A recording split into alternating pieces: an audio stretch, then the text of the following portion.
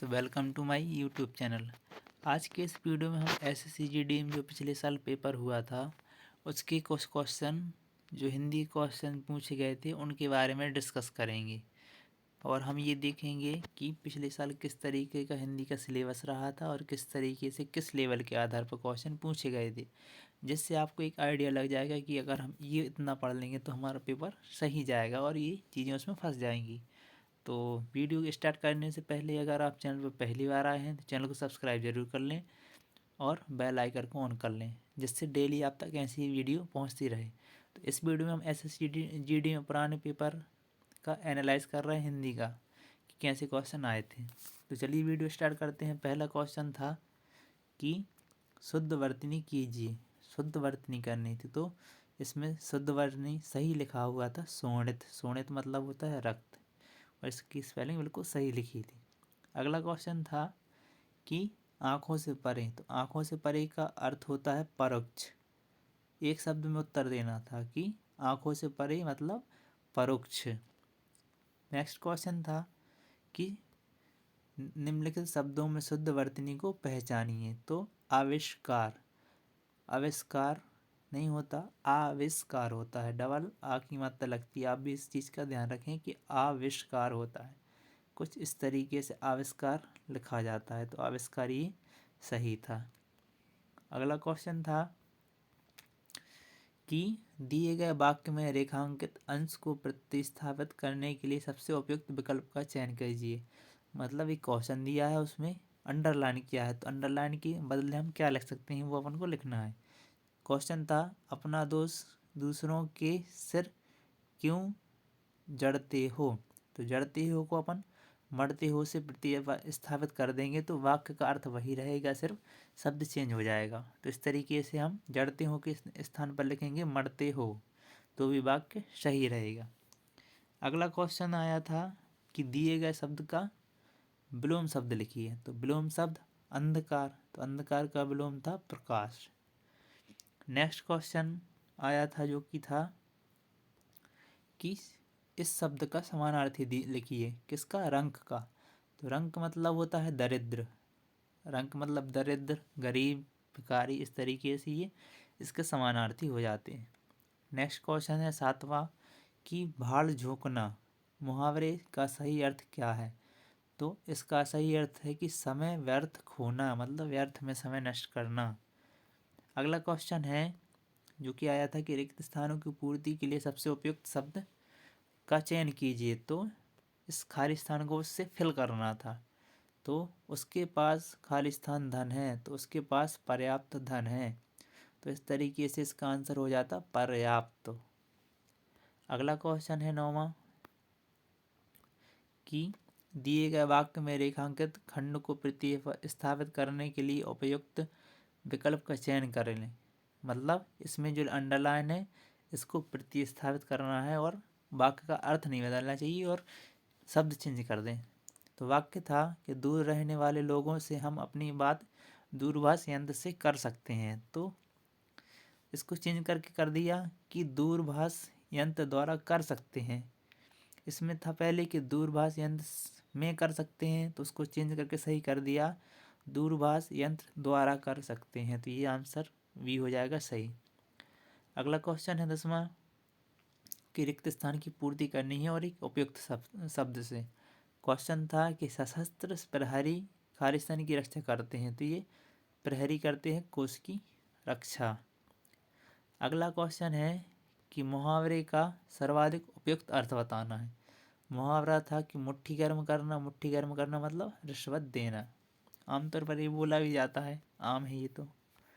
अगला क्वेश्चन है 12वां कि रिक्त स्थान की पूर्ति के लिए सबसे उपयुक्त शब्द का चयन करें। भाषा में अभिव्यक्त विचार लिपि खालिस्तान से सुरक्षित रहते हैं, तो ये सहायता इसका सही आंसर हो जाता। अगला क्वेश्चन पूछा गया था 13 वाला है कि दिए गए शब्द का समानार्थी लिखना है। सरस्वती, तो सरस्वती का समानार्थी होता है ब्राह्मी। नेक्स्ट क्वेश्चन 14 कि दिए गए वाक्य का वह भाग ज्ञात करें जिसमें कोई त्रुटि नहीं है। कोई त्रुटि है, सॉरी, त्रुटि निकालनी है। यदि कोई त्रुटि नहीं है तो कोई त्रुटि नहीं है चुने। तो वाक्य ये है कि शिक्षा का माध्यम तो हिंदी ही रहेगा। तो इसमें कोई त्रुटि है कि नहीं वो निकालना है। तो शिक्षा का माध्यम तो हिंदी ही रहेगा, ये वाक्य बिल्कुल सही है। तो इसमें कोई त्रुटि नहीं है, तो ऑप्शन 4 सही हो जाएगा, इसमें कोई त्रुटि नहीं है। क्वेश्चन नंबर 15 कि हास का विलोम शब्द क्या होगा। हास का विलोम शब्द होता है रुदन। रुदन मतलब रोना, हास मतलब होता है हंसी, हंसी या हंसना, रुदन मतलब रोना, तो ये हंसी का विलोम हो गया रोना। अगला क्वेश्चन था 16 वाला, दिए गए वाक्य का वह भाग ज्ञात करें जिसमें कोई त्रुटि है। यदि कोई त्रुटि नहीं है तो कोई त्रुटि नहीं है चुने। तो वाक्य था कि मैंने 1 वर्ष तक उनकी प्रतीक्षा देखी। तो इसमें जो प्रतीक्षा देखी ये गलत हो गया। देखी की जहाँ पर होता कि मैंने 1 वर्ष तक उनकी प्रतीक्षा की, तो की आना था तो ये सही हो जाता, लेकिन देखी आया तो ये अपना देखी गलत हो गया। तो इसलिए अपना ऑप्शन 3 एरर कहाँ है, तीसरे वाले में। तो तीसरा वाला हमारा सही करेक्ट आंसर हो जाएगा। अगला क्वेश्चन है 17 वाला कि दिए गए वाक्य में रेखांकित अंक को प्रतिस्थापित करने के लिए सबसे उपयुक्त विकल्प का चयन करें। क्वेश्चन है मैं अपने सुखी जीवन की आकांक्षा करता हूँ। तो आकांक्षा की जगह पर आएगा कामना, तो वाक्य हो जाएगा मैं अपने सुखी जीवन की कामना करता हूँ। नेक्स्ट है 18वां, दिए गए वाक्यांश के लिए एक शब्द चुनना है। पूछने योग्य मतलब प्रश्नव्य, पूछने योग्य का अर्थ हो गया प्रश्नव्य। 19 है जिसका भोग करना उचित हो। वाक्य में एक शब्द होगा भोग्य, मतलब जिसका भोग करना उचित हो उसको बोलते हैं भोग्य। नेक्स्ट क्वेश्चन है 20 की 20 वाला है दिए गए वाक्य का वह भाग ज्ञात करें जिसमें कोई त्रुटि है। अगर त्रुटि नहीं है तो अपन चुनेंगे कि त्रुटि नहीं है। तो वाक्य है केवल यहाँ 2 पुस्तकें रखी हैं। तो अब यहाँ पर 2 पुस्तकों की बात हो रही है तो केवल लगाना वहाँ पर बिल्कुल गलत है। अगर 2 पुस्तकों की बात हो रही है तो केवल मतलब एक के लिए होता है, तो यहाँ पर 2 पुस्तकें रखी हैं जबकि, तो ये केवल वाला ए वाला अपना हो जाएगा रॉन्ग। तो इसलिए अपना आंसर हो जाएगा सेकंड में दिया है फर्स्ट वाला, मतलब केवल यहाँ इतना गलत हो गया। अगला हो जाएगा 21 वाला कि इसको पढ़ना है और ये गद्यांश वाला है, इसको फिल करना है। तो पहले हम गद्यांश पढ़ लेंगे और इसको फिल करेंगे। तो चिकित्सा के क्षेत्र में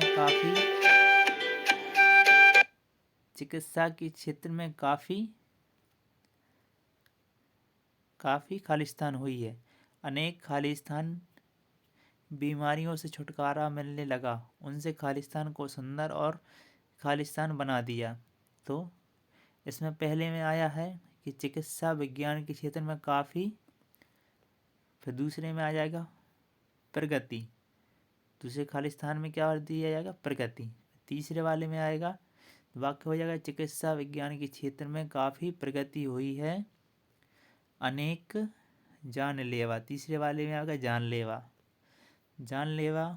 फिर अगले वाले में आएगा क्या बीमारियों से छुटकारा मिलने लगा है उनसे जीवन, अगले वाले में आएगा फोर्थ वाले में जीवन सुंदर और दीर्घ मतलब बड़ा, दीर्घायु बना दिया है।